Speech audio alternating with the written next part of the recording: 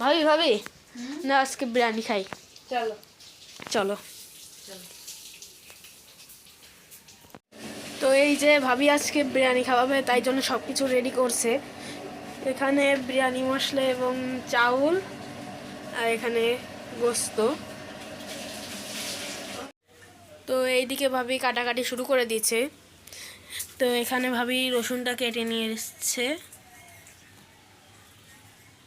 এইদিকে ভাবি গোস্তগুলাকে কেটে নিচ্ছে বিরিয়ানির সাইজে। তো আপনাদের সাথে কাটার পরে শেয়ার করব। এইদিকে ভাবি সব রেডি করে ফেলছে, এখন এগুলাকে চুলায় উঠায় দিবে।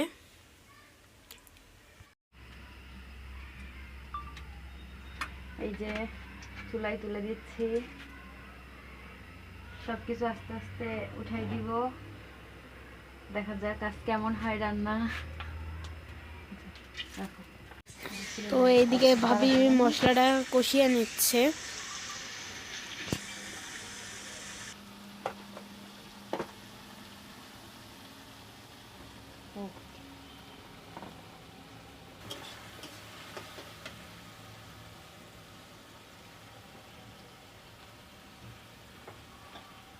এই যে বিরিয়ানি মশলা দিয়ে দিলাম। কে কীভাবে রান্না করে আমি জানি না, তবে আমি মশলা কষানোর সময় মশলা দিয়ে দিই, যাতে এই সাথে এই মশলাটাও কষানো হয়ে যায়। এখন এক একজন এক একভাবে রান্না করে, তো আমি এইভাবেই রান্না করি সবসময়, জানি দুই মশলা একসাথে কষানো হয়ে যায়। মাংস দিয়ে দিলাম, মাংসটা কষাই নেব আগে, নাহলে সিদ্ধ হবে না। যেন মাংস কষায় তারপরে চাল দিব।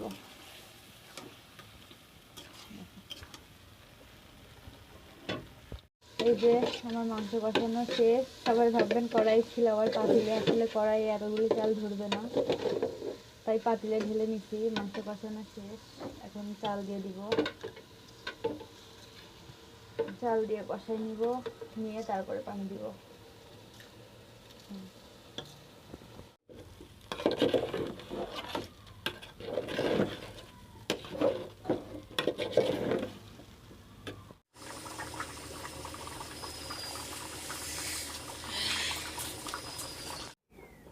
তো এইদিকে ভাবির রান্না শেষ, সব কয়টাতেই একটা করে মরিচ,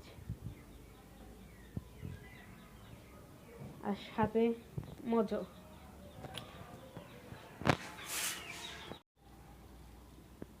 তো এইদিকে আকাশ ভাই খাওয়াটা শুরু করছে।